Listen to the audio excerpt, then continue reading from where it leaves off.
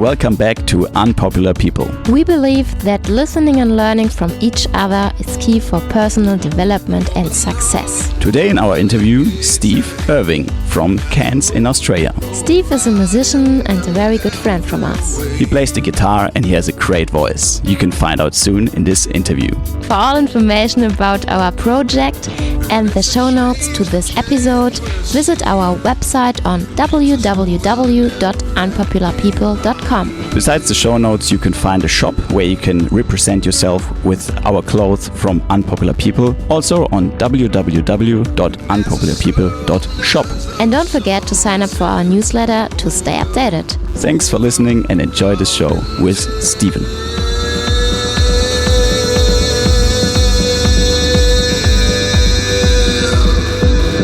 Yeah, hello Steven. Hello from the Gold Coast to Cairns. We hope you are well, and we are looking forward to this interview with you, this time on Skype for all our listeners.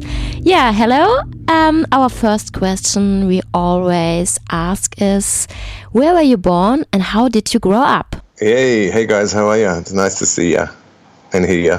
I was born in Tasmania, in Burnie in Tasmania, which is a little town to the northwest. And I was there for about a year. And as a baby, as an infant, I came to Sydney and then grew up in Sydney until I was about sort of 17, and then travelled around and worked. And now I'm here in Cairns. But yeah, originally from Tasmania as a baby, born there. So how was your childhood like? What did your parents do for work? And how was your childhood? Was you a cheeky boy, or were you just... Cheeky boy? I don't know about that. To be honest, I think I was quite boring, That's why it's great being on this Unpopular podcast, because, I think that my whole life I've sort of loved life, but always thought I lived quite a boring life, actually. My father was a cab driver, and, in a good way, But my father was a cab driver since I was a kid up until the point I moved out of home when he retired. And my mum worked for customs, and, she did that. Also started that, I think in the late 80s, she joined customs and did that. So checking people in the airports, checking bags, this sort of stuff. So, but it's interesting because both my father and my mother, before my mum decided to get a job, she had, earlier on in her life, she had decided actually to get, her story is so interesting as well. Even though she decided to get a job and stay with the job for the last 20 or so years, and that was good stability for her. Yeah, so that's what she did. But earlier on, she was given. She actually won a scholarship to be a marine biologist, and that was something that she couldn't really do because of her parents, actually. And that's something my father told me, like many years later, that was something. So that was a big blow for her, I think, because her parents had come from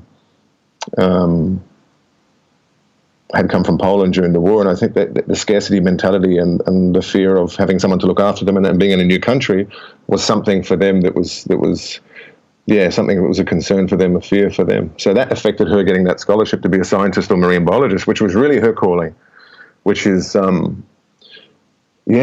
interesting. So she would have had an interesting life. She still did, bringing up myself and my two brothers, and being with Dad was an interesting life, traveling around and going all sorts of places anyway in Australia, and being on the road a lot. They didn't have a conventional life in Australia. It was spent a lot of time on the road, packing up, moving to the next place, Dad getting another job, packing up, moving to the next place. And Dad was an interesting guy because he traveled a lot. It was somewhat interesting. But I think that's, that old world where that sort of thing happened to my mum, learning from things like that, and from that being able to especially appreciate like our friendship and the things that we all value together. We have the freedom to explore those things, and it's interesting to look back at a parent, and think, wow, far out, they had an opportunity and, weren't quite able to take that on, for whatever many reasons were affecting them at the time. Yeah. But Dad was, Dad traveled a lot. He's interesting. That's a whole other Skype thing in itself too, I think. Cool. After your childhood, how went that further? So what did you do? How did you develop your passion for music? Yeah, well, that's a good question. When I was about 11 years old, I think, was when I first really started picking up the guitar and started really writing music and playing music and recording music. But before that, my mother and father would play me music when I was a child, when I was in the womb, in my mother's stomach.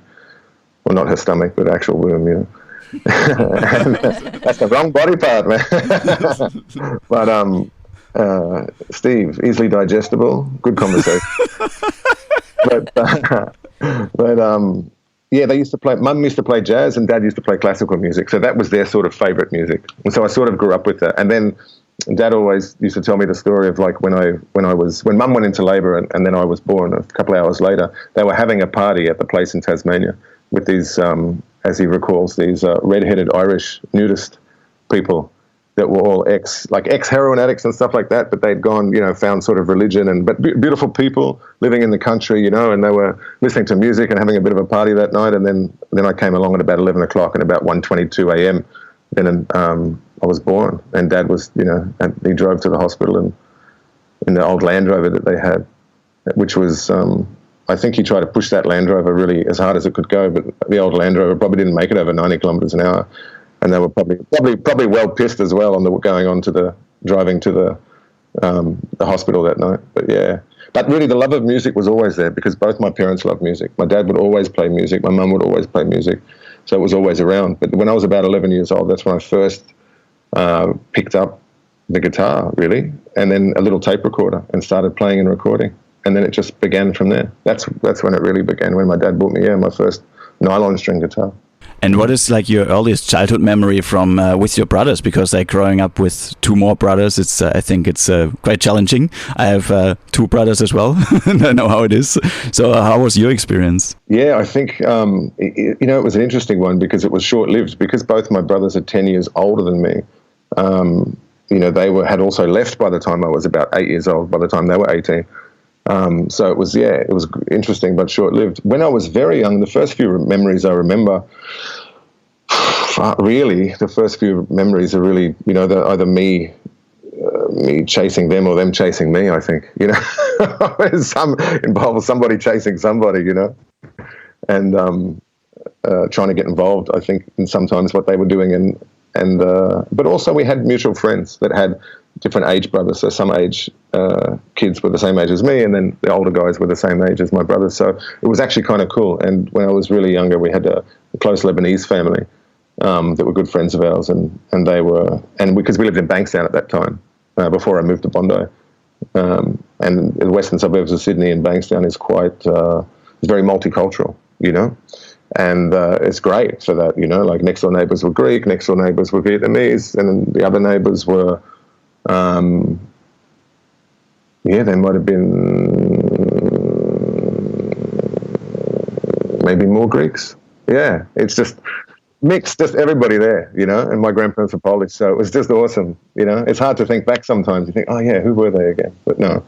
And it was great. So we grew up playing really with, I suppose, like similar people, like-minded and similar people, quite like just getting out there and riding our bikes and doing stuff, normal stuff that kids do, I suppose, in Bankstown. But it changed quickly because when my parents separated when I was 6 years old, we moved to the eastern suburbs of Sydney. So we moved to around like the Vaucluse area, and then was there for about a year. And then a couple of years later, we moved to around the North Bondi, Dover Heights area.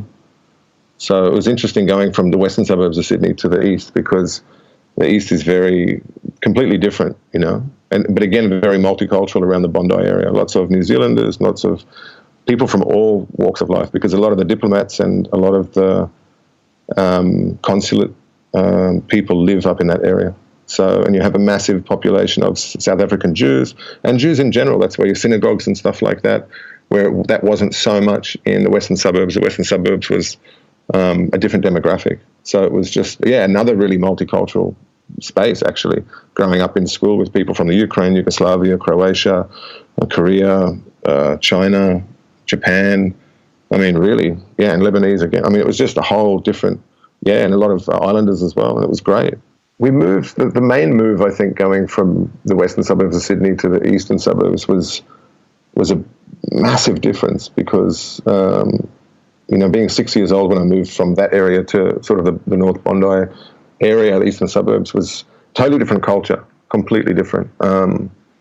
It was interesting to go to from a primary school where, and it's only young too. We're only talking first grade as well, so it's only a couple of years really in Bankstown, but still enough to really understand what it is and to be in it and to have enough experiences in it that were, that were interesting in themselves. So, your first experiences of kids saying something stupid to you or bullying you or something, you think, what the fuck is going on? Like, what is this? It's really interesting, and to have that cross-section between experience between, out of, I suppose, a more what you would call working class suburbs, which is definitely what they are, and the eastern suburbs, which is full of, we're talking, diplomats and things like that, and doctors and all this sort of, there's working class there. And then in the 90s, the eastern suburbs around there was, especially Bondi, was nothing like it is now. Bondi was almost a rough place, really, you know what I mean? It was a very, very local, small place. It wasn't populated like it is today. Completely different, polar opposite, actually, of what it is today and what it's portrayed as, and all the sort of footage that you see of it. Completely opposite. But what it was like was interesting because the prejudice was an interesting thing. I grew up with a father who travelled a lot, was very accepting and very understanding of how life is, as a traveller. And you guys, I know, understand that as well, being international sort of travellers and also from a different country as well. You guys, have different customs, different understanding of the world. Also in Germany, you're also surrounded by a lot of other countries. Here, it's just Australia pretty much, And that was interesting because growing up in such a multicultural area, all of a sudden, yes, the eastern suburbs was multicultural, but it was like multicultural with like, I don't know, a bit more prejudice in a way. It was weird, like people gave a shit about what sort of car you had, whereas that didn't really happen before. That wasn't really on the radar. People didn't really say, point out that you've got whatever car you've got, which actually brings me to an interesting experience when we had a friend that was looking after a Rolls Royce for his friend who was a doctor or something. And so one day Dad said, fuck it, we'll take him to school in the Rolls Royce. So one day they got the Rolls Royce from his friend's place and they dropped me off in the Rolls Royce at this little primary school in Vaucluse, Vaucluse up there near Watson's Bay, which is up near the Gap in Sydney, up near on the coast there. That was pretty funny. But and then one day my brother decides, my older brother Henry, he decides to drop me off at school because of this sort of like rich school sort of thing. It was interesting, but he was a different perspective. He had an old Valiant Charger, an orange Valiant Charger, which is like a muscle car from the 70s sports car sort of thing. And I think he also gave me a Mohawk before I went to school that day as well. So one day I got dropped off in this was really nice 70s sort of, vehicle, but with a Mohawk. So I was wondering that day actually why people were giving me all these funny looks. So I think I realized once I got home, because I didn't actually have a look in the mirror before he sent me to school. So that was, okay. It was pretty lonely, actually, to be honest. If I was one word to sum it up would be lonely, because the camaraderie or the sort of rough and tumble, hey, let's go and play, wasn't there. It was, okay, kids, we finished school, parents come and pick them up, they go home, and then they go to their tennis lesson, their whatever lesson, blah, blah, blah, homework, whatever it is, And everything was very sort of compartmentalized in a way, because the people had money and the high-flying jobs. The attitude was very different. It was like school, home, do this, bang, bang, bang. Whereas for us, it was school and home, but it was also like playing and having fun and laughing together and eating together and doing this thing and which, it was. So initially it was, pretty lonely actually in the eastern suburbs, not really having people that were, I suppose, easy to get along with or easy to mix with, really weird. Just this, I suppose the people, kids mirror their parents a lot, I suppose, and I suppose the group or niche thing, when you get into a place like that, everyone's got their, I'm blonde or I'm this or I'm that, and so that's your little thing, your little clique, and I think that's what my dad found as well. It was the same thing when he came to Melbourne. He was born in Fiji and grew up in Fiji until he was about 15, and he said coming to Melbourne in the 50s was like, it was really difficult. So he went actually horse riding and went jackarooing out in the desert and stuff, because when he was 16, because it was, even for him, the conservative Australia back then was... What is jackarooing? Jackarooing is it's an Australian term where people sort of generally ride horseback and they muster cattle, and they help muster cattle on big properties out in the outback, and things like this, So yeah, mustering cattle and maintaining the properties and stuff out in the outback. And because my father had already been riding a horse since he was little, for him that was like second nature. Yeah, he was a good horseman. Mm-hmm. Which is something I wanted to learn from him, but I never got a chance to. Yeah. Mm-hmm.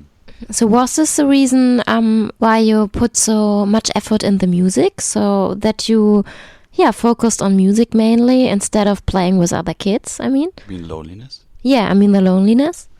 Yeah, I think, definitely. I think it makes a lot of sense, and I never thought about that. It's a good question. But I never look at myself like that. I just, I never think of those aspects. But I think so. I think only having a select group of friends, close friends, was great. I think, because I was always self-satisfied. I'd always been sort of happy just doing my own thing, and as a kid, whether it was building a pigeon trap or asking granddad to build a bow and arrow or something, or helping do something, or eating fruit in the backyard. I know I was always sort of like dreaming and doing things myself, and that didn't change. I think in primary school, I was still dreaming and looking out the window, and that didn't make too many people very happy. I think I remember reading my report card, and it said, Stephen's like, I don't know, daydreaming. It actually said the word daydreaming. And I'm quite proud of that. They can all, you were meditating in class, that's what it was. I was exactly meditating, Now they consider that in the new school of bringing up kids, it's like a valuable thing. Back then, they just looked at you and thought, oh, you're just a stupid little boy. Look at you, not paying attention. Look at you, But no, I mean, to some degree. But yeah, I think it definitely influenced playing music for sure. I found something that had this infinite potential. It had this infinite road. I did with music. It was like, and it still is today with music. I don't see an end to it. There's no like, oh, you get here and then that's it. It never feels like that. I think, you're definitely, and spending hours and hours. Even Dad used to say, he goes, I need practice 8 hours a day, and until I look back, I go, shit, yeah. And even when I was working in Sydney, when I lived there as an adult, a young adult, Jesus, and I wouldn't call it adult, far out, young 20s. But even then, usually what I do is either, listen to music or play music in all my time off, usually all day. Actually, some days I remember, 4, 5, 6 hours, no problem, to sit down and practice music. And did you move from Tasmania to Sydney, east and west, and then you moved? Now you live in Cairns. You lived in different places throughout your life. So, what was usually the reason why you moved? I mean, you said your parents split up when you were 6. Did you live with your dad the whole time, or did you live with your mom the whole time? And so, did you move because of jobs, or what was the reason actually why you moved to those places? Yeah. So when I was 6, I lived with my father primarily, and then on the weekends normally I'd go up and see my mum. So we'd catch the train to go and see my mum. She lived on the Central Coast at that time, which is about 2 hours north of Sydney, 2.5 hours north of Sydney. So I'd catch the train on a Friday, and then early Monday morning about 3 a.m. because she worked at the airport. I'd get up at 3 o'clock in the morning and then get ready, and then we'd catch the train into Sydney, and then Dad would pick me up from Central Station on the Monday, and we'd go and get a bacon and egg roll from this place called Zolly's, and it was on, I think it's called Edgecliff Road. I can't remember, but it's the road that leads from Rose Bay, and it goes up towards Rushcutters Bay, I think, and it leads up and it goes up into the city. And on the way back from Central Station, because my dad would be driving the cab, so he'd come and pick me up in the cab, and he'd probably just be partway through his shift, because he'd start at 3 a.m. I'd start at 3 or finish at 3 a.m. So he'd pick me up in the cab. We'd go and get this bacon and egg roll with barbecue sauce and a hot chocolate. And then he'd drop me off to school, because I'd already be dressed in the school clothes, I think, or maybe, I can't remember. But yeah, so that was awesome. Monday morning was always awesome. And it was just these little things that Dad did like that. These little things like getting this bacon and egg roll and having this hot chocolate was awesome. It's funny you ask me these questions, and what I think about the most is the bacon and egg roll and the hot chocolate. Yeah. But what other part was the question? To see Mum. So I saw Mum on the holidays as well. That's right. Yeah. So I'd go up, and that was interesting, because on the holidays when I saw my mum, her partner actually worked on a horse farm. So during the holidays, I was lucky enough to be able to actually be around horses and ride motorbikes on a farm and work around machinery and stuff like that, like diggers and things like this and backhoes on this horse farm, Glenworth Valley up in Pete's Ridge when I was a kid. And it was great because I got to be around this awesome, cool stuff like riding farm bikes, these Yamaha 200 farm bikes, and doing practical things, handling machinery and learning different things. As I got older, it was a great experience to be able to have all that practical stuff that actually I couldn't get in the city. And this was a big thing for me. This was a big blessing because in the city you can't do that. There's no access to this sort of thing unless you work on a construction site. As a kid, and to have those wide open spaces and to ride horses at the Christmas party, or to have an opportunity to drive trucks, or doing work, or riding on the front of a motorbike trying to get up a steep hill up to the next road, and having all these good hands-on experiences for life. So actually for me it was really valuable, and it was really awesome time having that balance of the both worlds, having the urban sort of city world and being able to experience and live, and more importantly I think really, and I think it's what my dad really taught me as well, and what both parents really taught me by all the things that they sort of intended. But I think for Dad, because his experience was traveling in people, that's why he was a cab driver. He was great with people, and being self-employed was great for him. And having done so many jobs before and traveled and been on his own 2 feet and sort of really more or less just exploring the world, really, being able to learn people. This is the thing, because people is everything. If you can't interact with people, it's a hard life out there. If you can't read people, you can't tell whether someone's telling the truth. It's a hard world, and there was a lot of naivety in me still in my early years, which got weeded out of me by the time I was about 20, even up till about, I'd say probably about 27 still, about 27 or 30. But it was good to have that experience of understanding people, both outside of the city and in the city. That was a big thing. Was it hard for you that your parents split up? Did you feel very sad in this time and when you grow up? So how did you handle it? As a child, I think it's quite challenging when the parents split up, or Yeah, I think it can be very challenging. But it seems like it's like my parents sort of got on with everything so well that it didn't really feel like a problem, which is quite interesting. Like I don't actually recall having any issue about it, or any sort of emotional thing about it.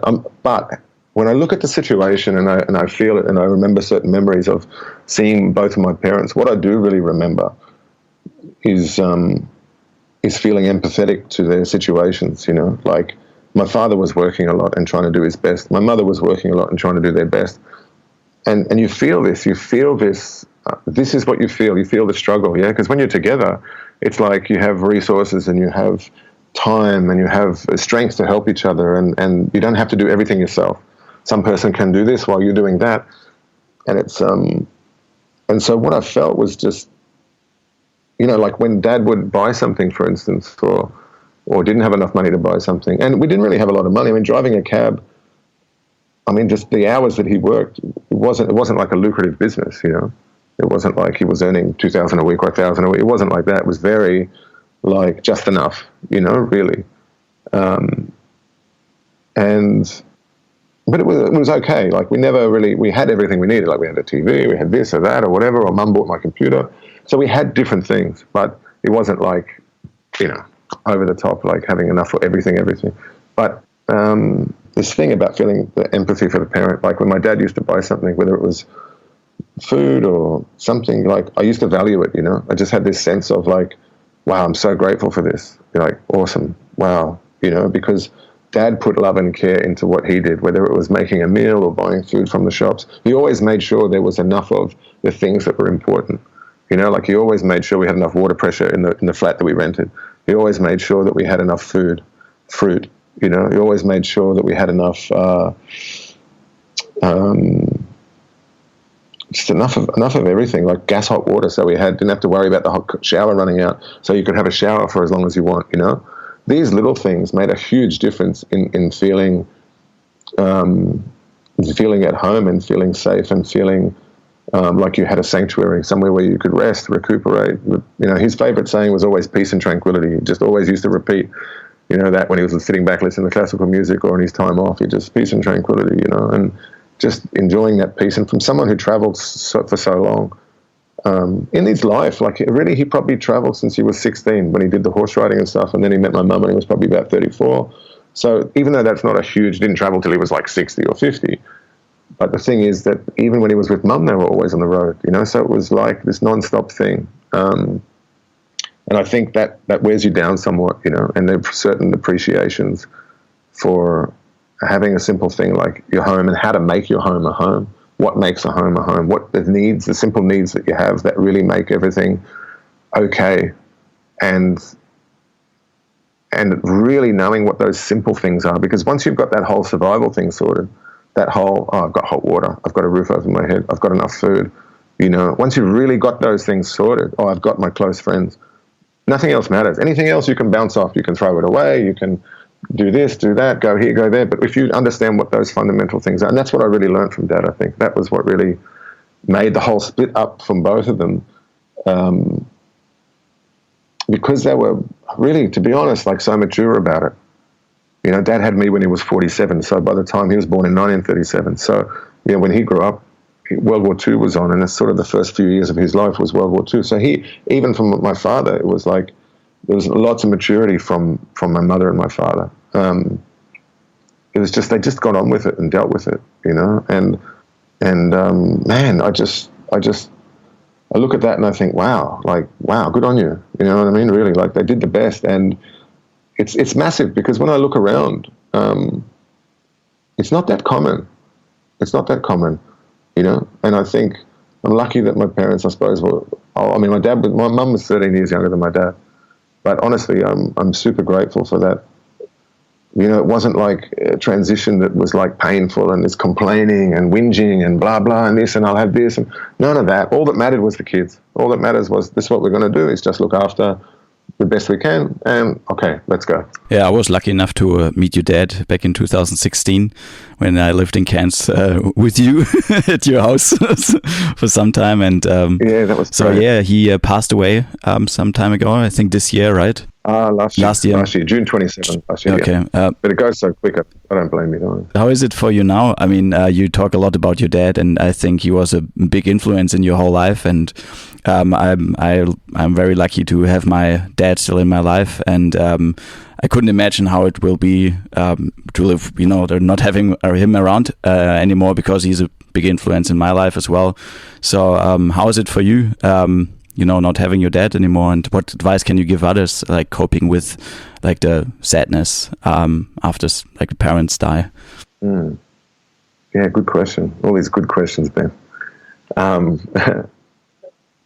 Yeah, it's what's the first question again? So it's just like if you have any advice for people that lose their parents or their dad in any age, if you have any advice to them how to cope with the sadness you feel losing someone very close to you.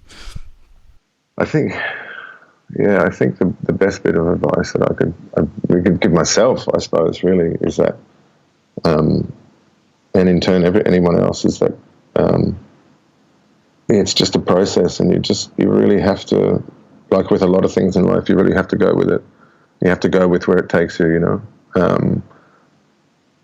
and like other people used to say to me, before Dad died and also after, that it'll hit you at the strangest times, and it's interesting the different people that have said different things like this to me.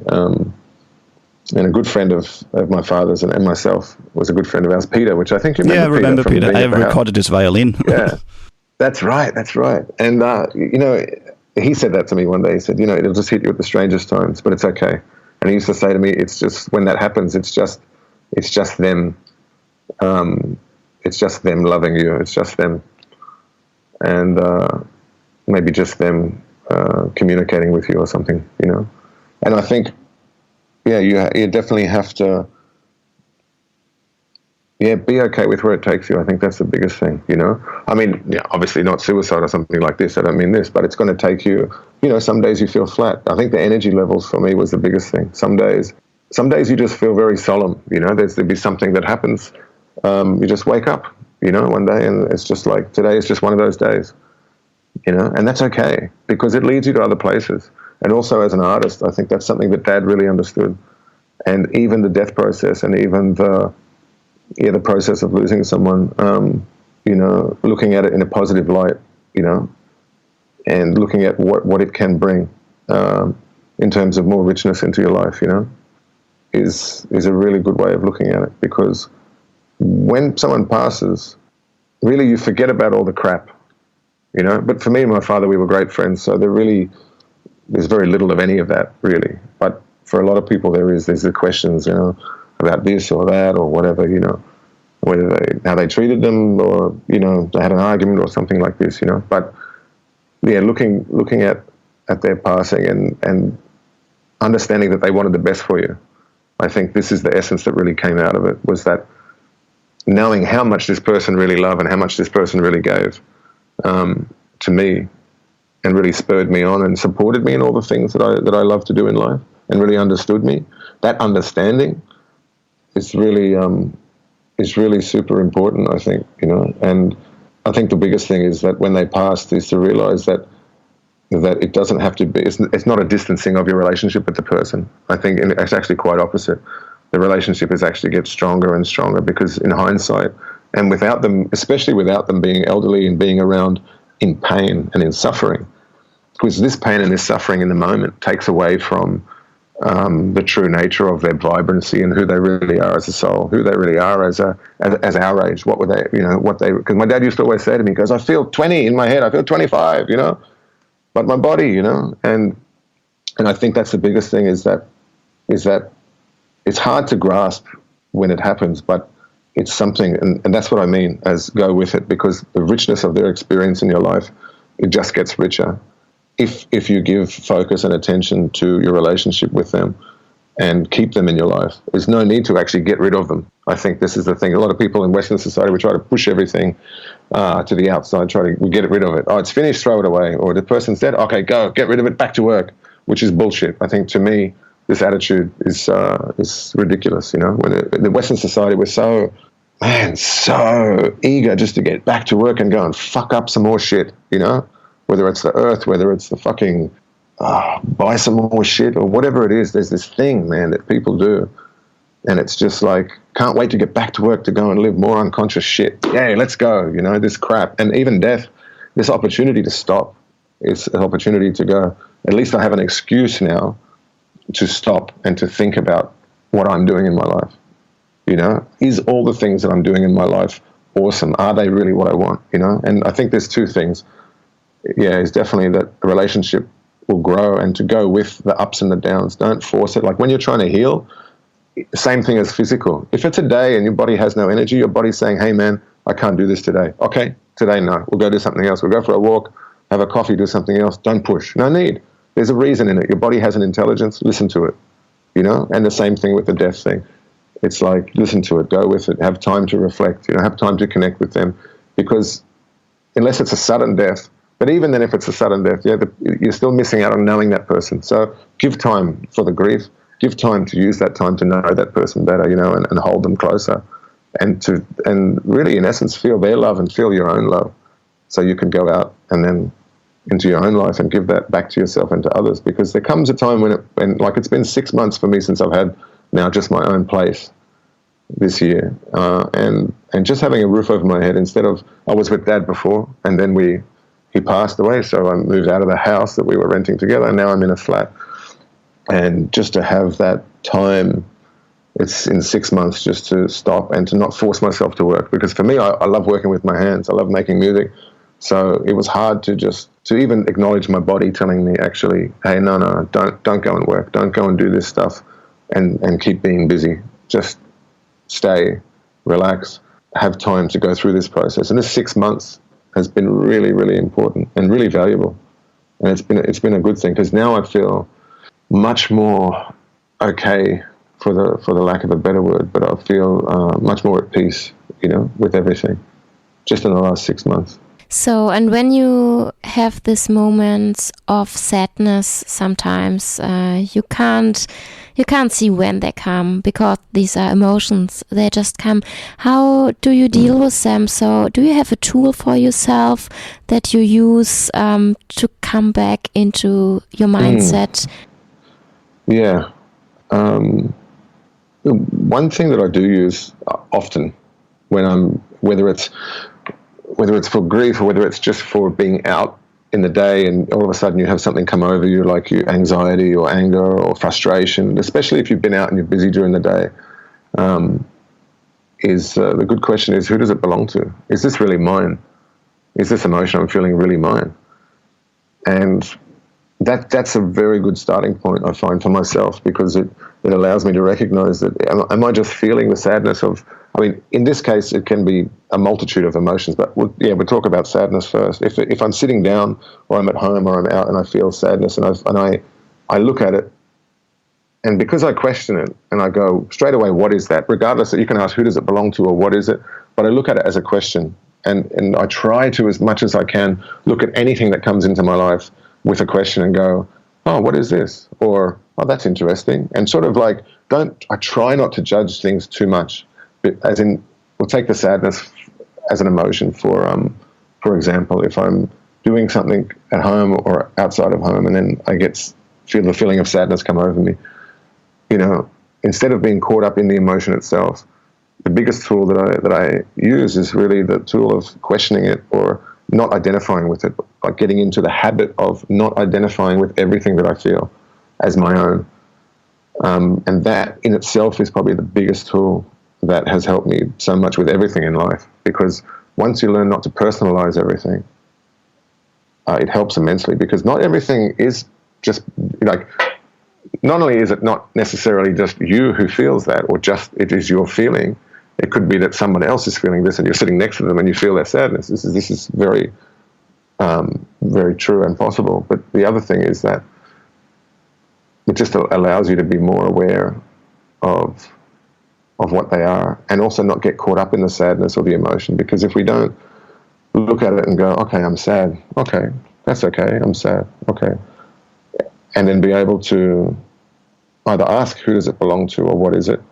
If it's what is it, it's like you'll have an awareness about that, you'll have an internal recognizing, oh, cool, Dad, I'm thinking of Dad. Or you get the feeling, oh, this is my father or whatever. And so you can sit with it then, and you can interpret that however you wish to interpret it, or however it comes through to you. And that's probably the biggest tool that's so helpful, really, is this non-personalization of everything. Because if you don't ask it, what is it or who does it belong to, and sit with it as a thing that it is, and you automatically just assume that I am sad, I am anxious, I am angry, that it has no meaning. The emotion brings you no meaning, even though it comes with a meaning. It could be, if you believe in it, it could be your father's contacting you or he's around you. If you don't believe in that, it could be that somebody else who's living is feeling angry or feeling sad. It's not necessarily so that it's like, just because you feel something, it belongs to you, that it's you. Not at all. Like, we're all empathetic. We all feel things. Animals feel things. It's the thing that's all. It displays itself all around us. How we live. And yeah, the worst thing is, I think, if we get caught up in the emotion itself, that's when it leads to this uncontrollable spiral of more of whatever that is. If you feel sad or angry and you don't ask the questions of it, and you just assume that you're angry, it doesn't have there's no information that comes, or no awareness that comes with it. So if you don't ask, what is this, then you're just going to feel angry and then walk around being, I'm angry, I'm sad. And it just, that sort of thing, I think it leads to a lot of suffering for a lot of people, because so many people I've shared this tool with, which I've learned, from other people in the past. And having done a lot of sort of emotional release therapies and healing work and things with people, coaching and helping people to try and overcome similar things. If you don't ask it, what is this thing I'm experiencing, and be willing to sort of sit with it, then you're sort of missing the awareness or the information that comes with it. And in effect, then you just be sad, for lack of a better description, sad for no reason or angry for no reason, and just staying with the emotion rather than being able to understand why it's there and understand, I'm angry because I didn't go to my friend's birthday party, or I'm frustrated because of blah, blah, you know, and then realize. And then as soon as you realize what it is, because you've had the awareness, then it can begin to dissipate. It can begin to go away, because it's really just, in essence, an awareness trying to tell you something, whether it's sadness or anything. I suppose the best question is I ask myself is, what's the awareness that I'm getting? And I sit with it. And then sometimes I just know straight up, you know, without even asking a question, you know, you're like, oh, I'm sad because of my dad or whatever. And you just sit there. And sometimes I just sit there and I'll be totally fine with it and just be like, cool.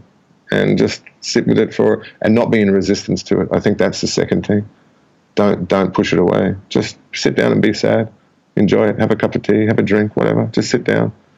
You know, just remember them, whatever it is. Just don't fight it. The more you fight it, the worse the pain will get. So some years ago, when you were younger, you joined the Navy. How did you handle the stress and emotions in this time? Because now it seems like you really have like lots of tools to, you know, when you're sad or when your emotions overcome you, you can handle the situations. But how was it back then when you were younger and in the Navy? Because there are things you can't control. How did you handle it? Yeah, man, great question. That's, you know, it was totally the opposite. It was to get here where I am now. For me, it was totally the opposite then. You know, I didn't understand why we do this, why we do that, why is that person doing that, why did that person rip me off, why did that person steal my jacket for, why would you do that? Why, this shit never made sense. And I was like 17 when I joined, so, you know, I spent a little bit of time outside of school, outside of high school when I left high school, before when I joined the Navy, and that's an interesting story in itself, actually.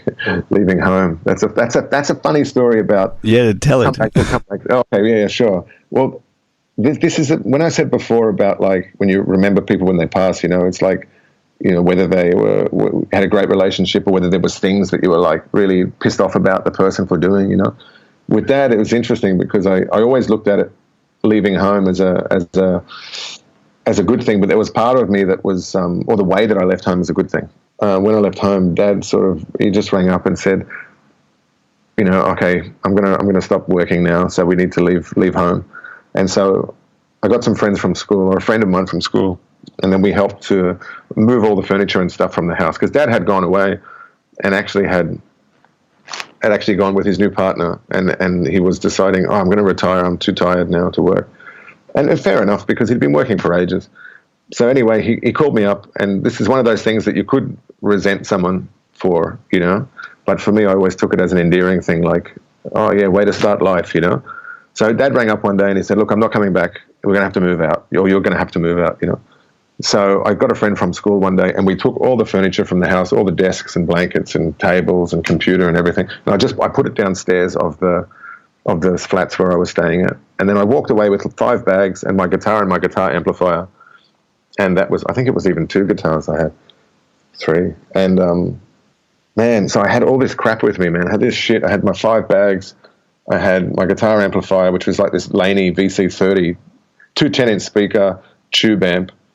And it was awesome. And, anyway, I walked away from the house with that. I went to the laundromat downstairs, down at the end of the street, because that's really all I had access to at that point. I didn't even have the money, I didn't think, to call anyone.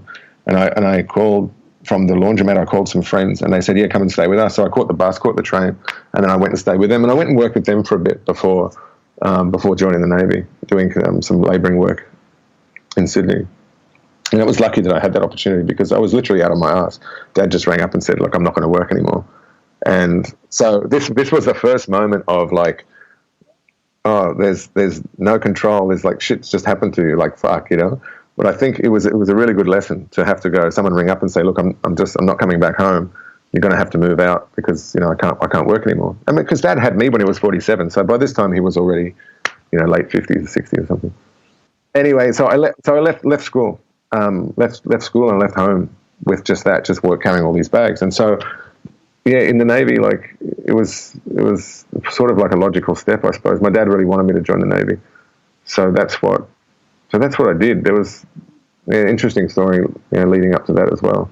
But anyway, in answer to your question, without sidetracking, well, that's good. Like, tell us the story. If it's an interesting story how you joined the Navy, we want to hear it. Well, it's just interesting because, like, I mean, the question of like, how did I go in the Navy? Because a lot of things are out of your control and this sort of thing. The answer to that is shithouse. It was fucked. For me as a young person, it was really hard. But what's more interesting is leading up to it, because I really love photography and music. And for me, that I had done a job helping, for like just for work experience, helping one of the substitute teachers who was a photographer.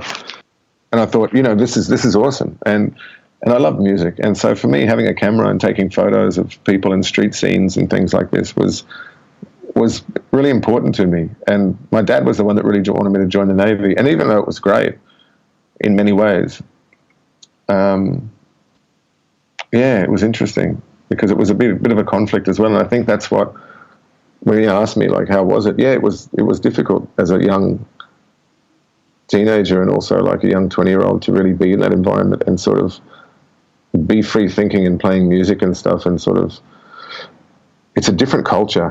That's really the word that comes up. It's a different culture. I mean, just before I joined the Navy, I had an opportunity through some friends that I met to live with a photographer in Bondi. And this guy had a vacant room. He just had a vacant room in his house. It just come vacant, I think, in his unit in Sydney. And turns out when I was having a look through his photos, he took photos of Jeff Buckley, Midnight Oil, which is an Australian band, and a whole bunch of other artists. And he turns out he was one of the best photographers in Australia. And he actually said, or his friend said to me, she was another photographer, she asked me, do you want to move in here? And I really wanted to. And I actually rang my mum on the bus and I said, Mum, can you help me with the money for the bond for this place? And what had happened was my middle brother had just gotten addicted to heroin at that time, I think. His girlfriend hung herself. She hung herself at our grandparents' place, which is where we moved away from Bankstown. And she had postnatal depression. And so she had just had a baby, and not long after that, she hung herself at my grandparents' place. And that's part of the reason why he got involved with drugs, but also part of the reason why he stayed on the drugs as well. And now he's doing great now. He's doing fantastically now. But yeah, many years of struggle for him in that situation to try and deal with that sort of stuff and to try and face, I suppose, the emotion, to be willing to feel was a big journey for him. But he's doing great now, thank God. And thanks to him, for making the choice. But because he was struggling at the time and asking my mum for money, my mum actually said to me, no, I can't lend you any money for that. And for me, it was a pivotal point, because to move in with one of Australia's best photographers, as someone who was starting out in photography, someone who more or less really could have had a mentorship with someone who was really a really nice guy, and just said, hey, I've got a room in my house, do you want to stay there? It was like ridiculous, but like a ridiculous opportunity. But coming back to the thing about the Navy, the reason why I explain that is because it really leading up to the Navy really leads into that question of how did you handle it? And it was like that conflict again, that same thing that made it hard to deal with all the interpersonal relationships in the Navy, work relationships, romantic, whatever it may be, as a young person, that same thing that made it difficult. And it's the same thing that I consequently learned from all the living that either in both places and with my parents' experience and living with them and all that they had imparted and who they were and all their stuff. The same thing that made it hard in the Navy was also the same thing that made me not fight for that opportunity as well, that I really wanted. It was to be that photographer, because it's something that I felt at home in doing. It's something I really felt like, actually, this is something that is for me. It's something I love. It's something that I really just second. When you find something, it's just second nature. You pick up a guitar and you're like, yeah, I'm not having a choice. I do this thing. With music and photography, it was like, that was my thing. That was the thing. Some people, they go play football. They fucking love it. Awesome. Great. Some people go and, I don't know, build houses, which I love building as well. I love working my hands. But yeah, some people just, that's their thing. They're a race car driver or whatever. And for me, it was that. It was just like seeing the world through this lens but also communicating with people, because part of that, taking photographs of people and places, was learning about the place and being with the people and finding the people interesting and admiring, wow, these people with these different life choices, and oh, how interesting. and also capturing that moment in time that was a moment of realness, this candid shot of this time and place and space where you're like, wow, what a moment, like that's awesome. Whether it's, peaceful or exciting or whatever it is, or just, contemplation on someone's face, or a conversation that people are happening. That got me, capturing that life scene, because I love being in life. I love being out there in life, experiencing it. And so taking photos of life, of the experience of life, meant a lot to me. And I tried to do that a little bit in the Navy, but I think what happened was, in answer to your question again, how did I handle it? It was the difficulty of trying to maintain the things that I loved with being in a place where the culture was so void of passion, sensitivity, tenderness, experience, like sensuality, appreciation, gratitude. Those things hardly exist in the military at all, especially in the Navy. It's like, well, at least from my perspective, I mean, you meet some great people, but it really, as I said before, it was like my father really wanted me to join the Navy.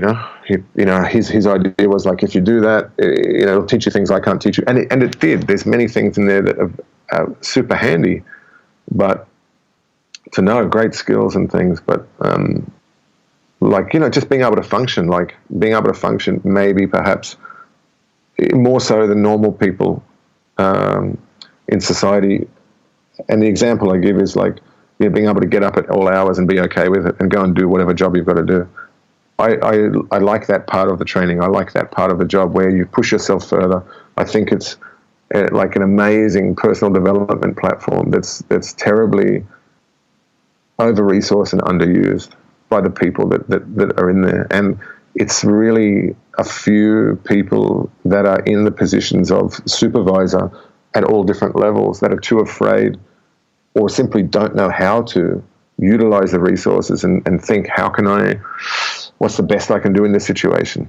How can I look after these guys that are working so hard? Or, because there's long times when you're working hard, but there's also a lot of times when there's not a lot going on, but you're sort of working, and it's like, how do you utilize people's time the best?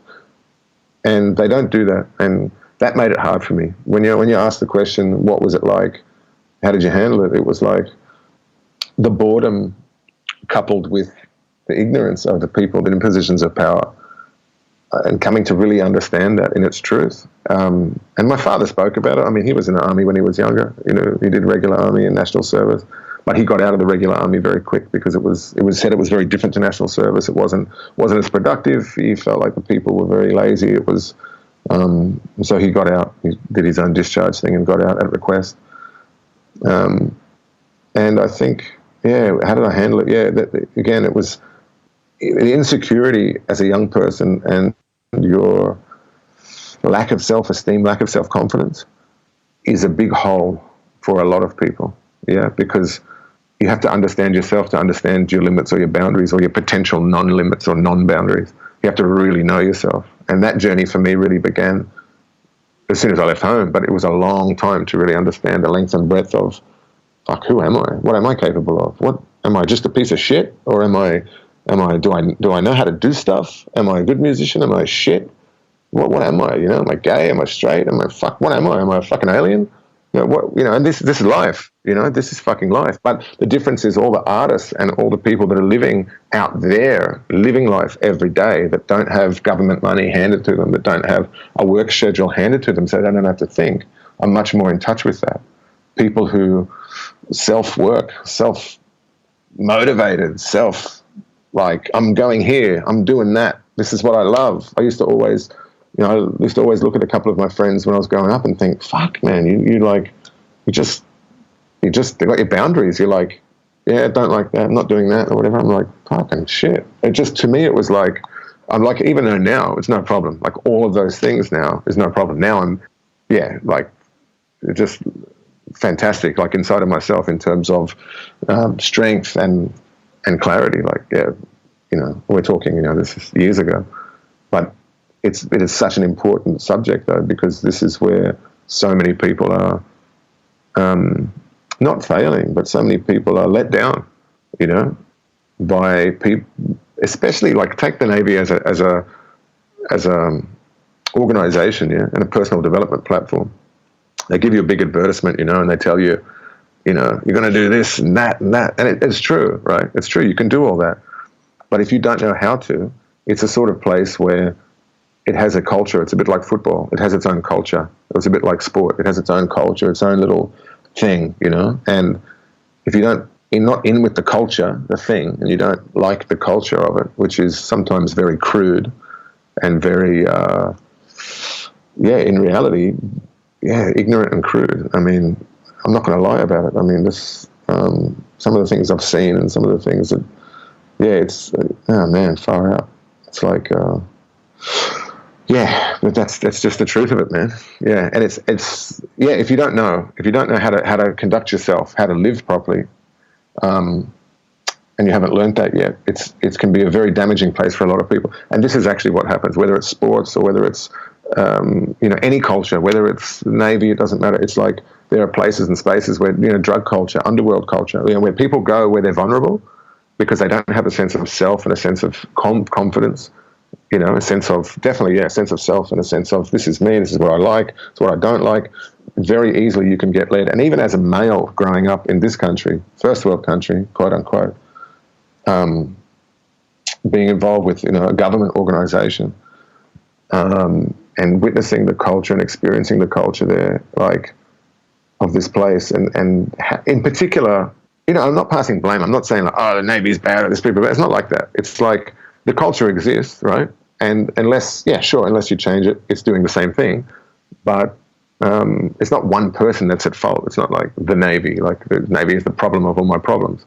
But for sure, there are things that they don't take responsibility for. And I have to say that because for many years, people ask me about it, and I have to be honest, because for many years, my self-confidence was destroyed because of a culture I was involved in that saw a young person. And now as an adult, I know that. Yeah, it's not like an idea. It's not a fantasy. As an adult person now, that what are things that I've learned and how I've self-developed and the things that I've overcome, I can look at that now and go, okay, I can see how you work as an organization. I can see as a culture. I can see through and look at everything that's going on and be able to look at that and understand. And what it really is that the fact that they see young people, and what happened to me personally, those young people, we'll get you in, but the mentorship, the self-development, the people are not trained to recognize when people are in need of whatever they might be in need in, whenever they're suffering or what they might need, or also the requirements of people. Just they're not trained to look at that and go, okay, because the culture overtakes the intelligence. It's easy just to it's easy just to I don't know. I don't know if it's easy just to do anything else. I think it's just that they're not taught it, so they don't know. It's no one's fault in particular. Sorry, guys, it's a bit long, but the mentorship of young people, it's just so important, because the one thing they do is is helping to build people up.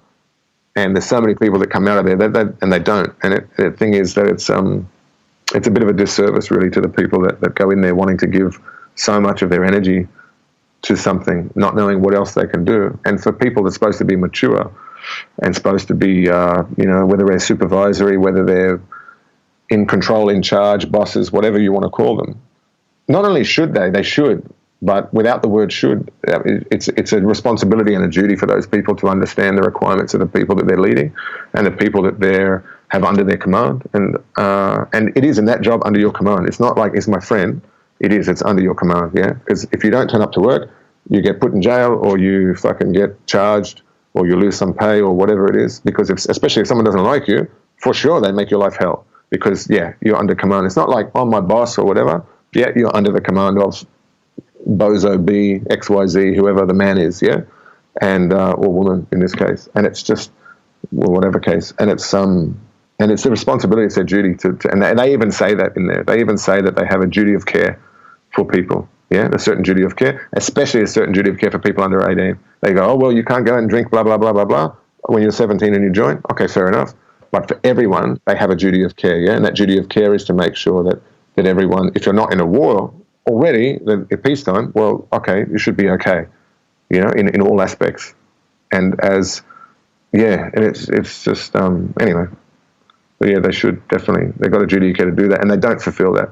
To my knowledge and my experience, they don't fulfil that role as they should be doing, which is why so many people come out of there disheartened and unconfident in themselves. And so many people. That's why now there's so many claims for PTSD, so much money going out to people, because now all of a sudden the government think, oh fuck, we've got a problem. Shit, how do we do? I better throw money at it, which is a typical government reaction. But I'm saying from being there that the reason for this is a lack of care. Yeah, it's a lack of care, 100% a lack of care and education. But I think for some of the things, it's not even education. It's a lack of. This is really important. This is a really important thing I've got to say. This is super important because a lot of people suffering because of this. And a lot of the reason why I've gone down the healing journey and choose to help people now is because of this particular experience that I've had and that other friends have had with the organisation, the Defence Force. And so many people commit suicide, so many people that don't make it because they don't get the recognition, they don't get the care that's required, fast enough. And it's a simple, it seems like a benign thing. Someone goes and has a job, right? It happens to be the Defence Force, but someone goes and joins a job. People think, it's just a job. Everyone's like, it's just a job.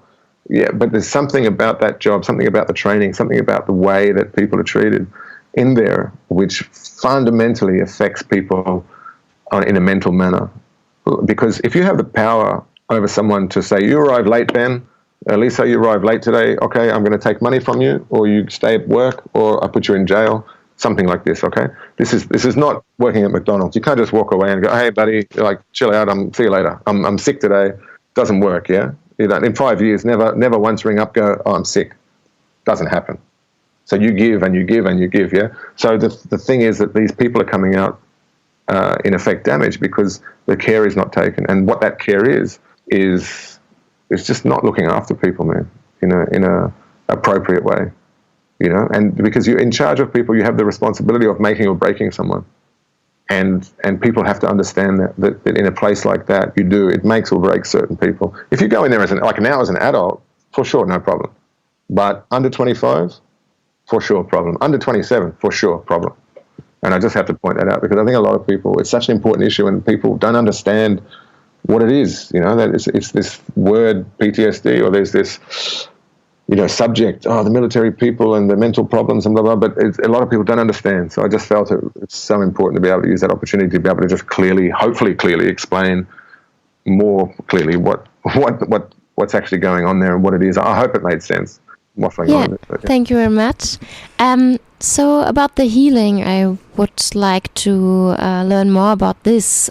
So what are you doing there exactly? Yeah, what are you doing now? Yeah, what am I doing now? Nothing, just talking to you guys, relaxing, having a couple of margaritas. That's the sort of healing I do these days, just chill out. No, I'm kidding. Just being stupid. So I've done a few things in the past to lead up to it. But now, all the things that I've sort of learnt over the years, what now I've started doing is integrated all the things that I've learnt and all the experiences that I've had during the learning any bits and pieces of healing or healing methods or modalities or techniques or whatever you want to call it. And it's been amazing and wonderful. And now I've come to the point where I start doing what it is that I do in my sort of living normal life, which is helping people, one-on-one coaching. And that's sort of, in the last few months, I've asked myself, what is it that can I be doing that will be in alignment, like in the same path as what I do normally, so that I'm not working here and then having a holiday from my work life. I'm working and loving my work. What is that I can really be doing? Because healing is great, but obviously you have to make enough money to help yourself. And a lot of the time you're helping people, you're just helping people, and it's not necessarily a paid session or a paid thing. It's not like a psychiatrist. People don't come to my office. I'm not set up like a business like that because I've been still always learning and understanding. And, but yeah, so lately what I've been doing is currently what I'm doing is just helping people one-on-one. With my building skills, the healing might manifest in a way like I helped my friend build a soundproof ceiling for his music studio, or to build his music studio at home. So that gives him freedom at his home, and it's a self-confidence building because he's learning building alongside with me, and we're helping each other. So there's this camaraderie. So doing many things at once for that particular project. And in more clarity to answer your question, the healing that I do with people comes in so many different forms. It's not like there's a lot of tools that I have, like different questions to make people aware of, especially if they have anxiety or different emotions come up, to separate them from the emotion. Like, who does it belong to? And initially, because the truth is always light. It's a light energy. So you can always tell, if it's a lie or it's not true for me, it feels heavy. And even explaining this to people and getting people to self-guide again, to understand that they do have an emotional guidance system, and that they can guide themselves. And once they got that, all of a sudden they're like, hey, I'm free in a way, because all of a sudden I don't just have these feelings and don't know what to do with them. I don't have these emotions and don't know what to do with them. So sharing those tools with someone alongside one-on-one coaching, like I helped my friend build his ceiling, and then a friend of ours' house, we actually renovated the back room of their house. And it's nice to be able to help people and teach people building skills physically, but then also help them in their life as it comes up. And everyone needs a certain amount of help in different areas.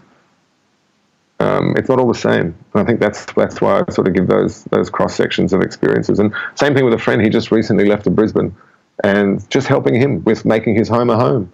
Okay, I'll move your fridge for you. Okay, I'll give you my washing machine because we've got an extra one, which happened to be because our places come fully furnished.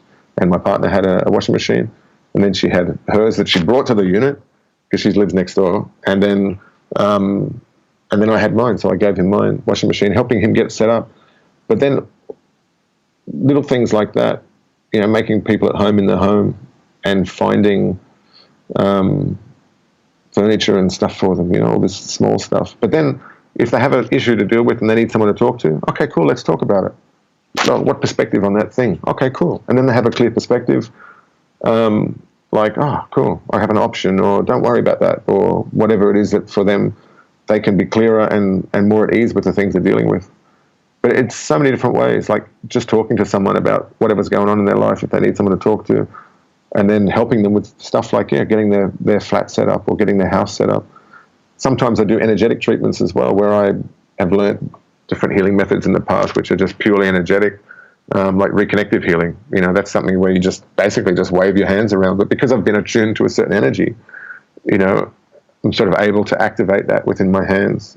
And not only in your hands, but in your whole field or the whole room, or when you're with someone, and be able to give an energetic session to them. So sometimes I do that. Sometimes I also do access bars, which is, I think, 23 points on the head, which when you lightly touch them, it gets rid of, allows the release of limited storage points, or it allows the release of stored emotions, thoughts, feelings, and emotions that are stored within ourselves.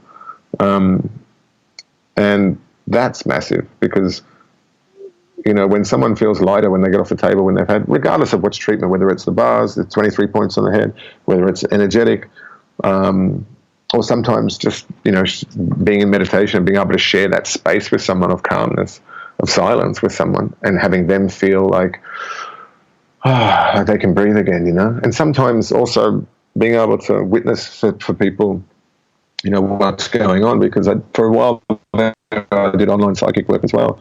And part of the healing work is that, you become aware that you're aware. I mean, so you start asking more questions. And anybody who asks a question and receives an energy in return we're all psychic to some degree. We all have instinct. We all have feelings. We all have emotions. So we all pick up stuff about stuff, awareness about things. It just depends. Some people are really good at seeing stuff. They can probably tell you, what card am I holding up? They can probably, tell you what your grandmother looked like. There's some people that are probably great at it. I'm not like that. But some things I can see. I can tell if someone's been hurt or been in a violent situation or had trauma or something. And it depends on who you're with as to how much you see or how much you feel. But sometimes it's just a small awareness about something, and just the small bit of kindness. Sometimes the healing is like, hey man, do you want to go and get a meal? Or can I, or bringing them dinner because they had chemotherapy and they're just too weak to make any food. and then doing those. Yeah, I was once really sick in Cairns, and I remember that you came by with the car, like it was like really late in the night, and you said, because I was sick from my stomach, and you're like, oh, you are too dehydrated, you have to drink a lot of coconut water, and then you brought me like 3 or 4 liters of coconut water. You drink this all. I remember this back then. So yeah. And did you feel healed afterwards? I felt way better. Like, we went up to the Daintree, and I fully recovered up there. Then fantastic. And that's a prime example, because for me, with the healing work and working with people, the word joy, like just laughing now, it's so good to laugh, because there's all these. Yes, I do these things, but really, joy and laughter and making things lighter for everyone is awesome. Like. And it's just like that, bringing someone coconut water, like, oh, you need that. And you know what? Big difference. Just someone bringing you something. Sometimes that's enough, And so I just try to help where I can help. And I'm actually going to do a certificate in mental health shortly. Oh, I'm doing the diploma next year as well, here at the Gold Coast, in mental health. Yeah. Man, that's fantastic, because, I spoke to the lady at the job agency, and I said, look, I really want to help people, And it's got to be something that helps people. And she said, look, a cert for in mental health, I've seen other people do it, and they've absolutely loved it. They've gone away and worked in community and stuff and really helped people and loved it. And I thought, it felt so good. I used my psychic awareness. It felt really good. And so I thought, let's do it. And I'm really keen, so keen. Great. That's awesome to hear. Yeah, I think, and you're the right person for this. And but I have one more question for our guests. Where can they find your music? Is there any place where they can go to listen to your stuff and what you're doing? And is there any place where they can find out more about you? Are you somewhere represented? At the moment, the only place you can find the music is a collaboration I actually did with you, which is Heartspace on I think one of your albums. I was Grow Up. And that's on Spotify. So if you type in Heartspace Ben Fine, it'll come up. But Ben Fine is Fein. That's right, yeah. And it says like featuring Stephen Alexander. That's the one. That's a collaboration. Other than that, nothing at the moment. I do have a Facebook page called Calm Ocean Healing. So maybe if you search Calm Ocean Healing, it'll come up. I don't do a lot of posts on there or anything like that. I'm not very active on there. And I actually just got rid of Facebook from my phone, which is fantastic. So that's just stopped a whole heap of distraction going on. Yeah, we also found out that Facebook, not so many people from our community are in Facebook. So we have a Discord server. We would recommend to join you as well, and all the listeners who want to find out more about it.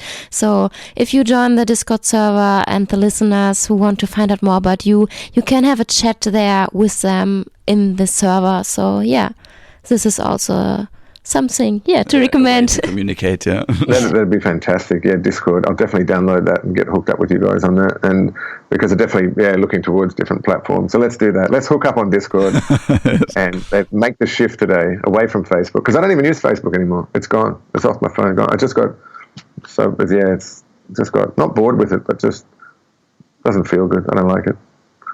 We'll leave it at that. As talking. Now Facebook has enough advertising from me so far. Goodbye, Facebook. Yeah, thank you. That's good. Good to hear. One of our last question is, if you would have a school or something you can pass on to young people, students, what you learned in your life so far, what would it be? It could be subjects or just a tool or something you want to pass on. That's a really good question. Just give me a couple of seconds no worries. To just think about that, because that's awesome. That's a really good question. I think, like, if there was is it just one thing? No, it's whatever you think of. I think first, probably the most important thing I'd try to help anybody with, and especially young people. And when I had the boat with my father, and because he bought a boat before he died, and I fixed that up. A sailing boat, and it was like the idea to use that as a platform for teaching people the skills that's required to fix up a boat and sail and navigation, all this sort of stuff. I thought, wow, what an amazing thing. Wow, I love the idea of teaching people skills. If there's one thing I could say to someone, especially like a younger version of myself, young kids, people growing up, 100%, I would say, number one, you've got to believe in yourself. You have to find some way to believe in yourself and trust what you feel is good that you want to do it, and you have to believe in yourself. Find some way to just, some method, something, just to keep checking in with yourself, just to do what really feels good to you and be true to yourself. Because it's so easy to be fooled. It's so easy to be taken advantage of by people who think they're a little bit smarter than you, a little bit older, a little bit. They learn a few more tricks. Like, just believe in yourself. Know what feels good. If stuff doesn't feel good, don't do it. You don't like the job? Fuck, don't do it. Find a different job. Ask yourself a question. Always be willing to ask yourself a question and check in with yourself. Believe in yourself and always ask yourself, is this good for me? Is this what I want to be doing? Should I be doing this? Is this for me? Like, just always be willing to question everything. Question it. Even if you want to buy a guitar, you don't have to get the first one. I mean, sure, if you feel it, like, okay, for sure, but guitar, job, relationship, doesn't matter. Always be willing to ask questions. Just, if it feels right. If it doesn't feel right, just acknowledge it. Know that there's like always another option. There's always another way. There's always another possibility. There's not just one way of living, not just the one thing or the one job or the one instrument or the one type of music or the one clothes you want to wear. It doesn't matter. There's always another option. Don't get stuck. Always ask questions and trust yourself. Trust your heart. Trust the way that you feel about something. If it doesn't feel good, you don't have to do it. If it doesn't, and not all of life is going to feel good. It doesn't have to be wonderful. Some things are hard. Some things are a little bit challenging. But in that challenge, you'll know, do I need to attempt this challenge? Do I need to go through this? Or is this coming from a space of, seeking approval from outside, which is, one of the main things that I think are real shortfalls as we grow up, especially for young males, is in groups and things and are in the world, there's this, everyone's searching for approval from something outside themselves. So I think that's the biggest thing is just, as my dad always said, keep your own counsel. Keep your own thoughts in your heart and think about what you want to do, feel what you want to do, be true to yourself. You don't have to do something because somebody says or whatever. Be an individual thinker. And do what really makes you come alive. You have to do this. The one thing, you have to do in life is that do what makes you come alive. Do what you love. Do what makes you feel like, wow, I love living. Yes, that, and if you don't find it, that's okay. Just keep asking and find it. But don't settle for second best. Don't settle for, like, people will very quickly put you down, especially in Australia, the tall poppy syndrome. So many stories from popular bands from the past, from all walks of life of people who will talk about this tall poppy syndrome, especially in Australia. In Europe, I think, way different. I've traveled briefly to Europe and I can 100% say that people are so different. I'm really talking about Australia when I talk about that. It's like, from my own personal experience, because I grew up here, is that people are very easy to put people down if you're doing better than them. And watch out for the people that think they're a little bit smarter, because there's always somebody out there who think they're a little bit smarter. They want to take advantage of you. They want to, come here, produce my music here, or come here, do this, or just go and do that job because it's easy and it's a shit job. Just do that. Yeah, you don't want to do that. Oh, I don't want to go for that job. That's too arty-farty, or that's too complicated, or no, you don't want to do that, mate. That's the faggots. You don't want to do that. Whatever it is, it's ridiculous. Don't listen to people. And stay around people that give a shit about you. Stay around people that care. This is the thing. This is probably the how many rules we got so far? Caring and kindness, man. Caring and kindness. Being around people that trust in yourself, care and are kind. Trust in yourself. Be around people that are caring and kind. Great, man. Be around people that, 100%. Caring and kindness is the biggest thing. Yeah. Oh my God, being around people that actually give a shit about you, about themselves, that actually say, "Hey man, how you doing? Hey man, you want to go out for a coffee?" They're not away with their ego, away with their thoughts. They're present with you, and they're like, "Hey man, how are you?" Caring and kindness, being around people that actually give a shit. Thank you for these wise words. Yeah, thank you very much. I've only learned from experience of fucking things up a lot, so I hope that comes in handy. So yeah, thank you very much for your time. We wrap this up for now. And if there are any final words from your side, there's now the time for it. And I would also have, like, with your final words, I would kindly ask you to give us, if it's possible, a small sample of Heart Space, and maybe tell us a little bit why it's called Heart Space. Sure, that's awesome. Yeah, it's called Heart Space because at the time that I wrote the song, I was actually living up on a farm called Heart Space, and that was up in the Daintree in far north Queensland. And a couple of friends of mine, Mitzi and Clint, had started this little farm stay, organic farm stay and wellness centre called Heart Space Organic Farm. And people would come through, and travellers would come through, and we teach people how to grow vegetables and maybe teach them some healing work and medicine-free pain relief, which I used to do a lot at that time. And we'd all get together and sit by the fire and eat together every day and just work together. And it was awesome because everyone had that huge amount of caring and kindness, for one another. And I think everyone that came there was all grateful to be there and grateful to share together, to share from where we'd come from. And it was a real melting pot and a real meeting place. And I think, it was a real special time for those 5 or so years. And so that's where the song Heart Space comes from. And actually there was a drummer there who came, and his name was, damn it, I forget, but he was a German guy as well. And he came up with the word Heart Space Face to Face one night at a jam. So that's where Heart Space Face to Face comes from, a German drummer that came to Heart Space One. So I can't take credit for that particular line. But yeah, that's where the song comes from. Can you give us a brief sample? Have you guitar around it? Sure, I do. I'll just have to go and get it. Yeah, that's right. Thank you for listening to this inspiring interview with Steven. We hope you enjoyed it. All the information and show notes about this podcast episode you will find on our website www.unpopularpeople.com. There we have also the link to our Discord server. And we finish this episode with this amazing sample from Heart Space with Steven. Thank you and goodbye. Thank you and goodbye. Emil, that's the German guy's name. Emil. So I have to give him credit for that, because if he ever listens to it. So Emil, giving credit to Emil, the German drummer who came to Heart Space Organic Farm for the line Heart Space Face to Face. God, I hope what I said makes any sense. Jesus Christ. I know sometimes it's a bit long, sometimes what I talk about or something, but I just use the computer. Okay.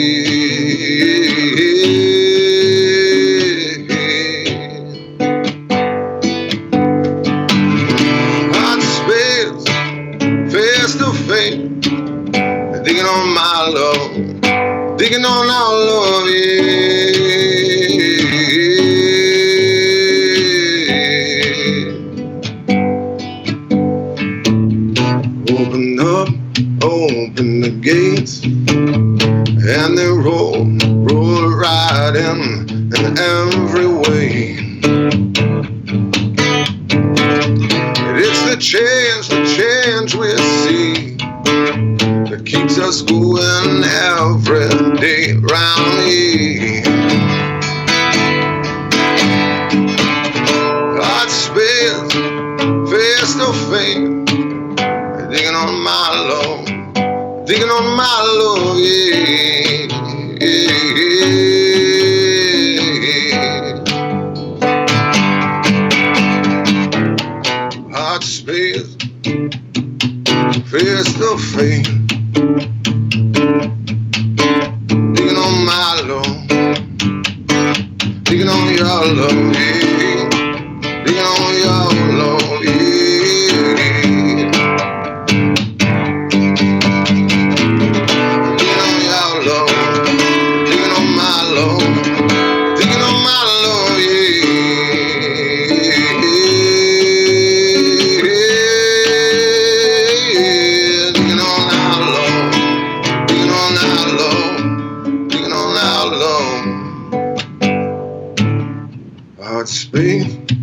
face to face.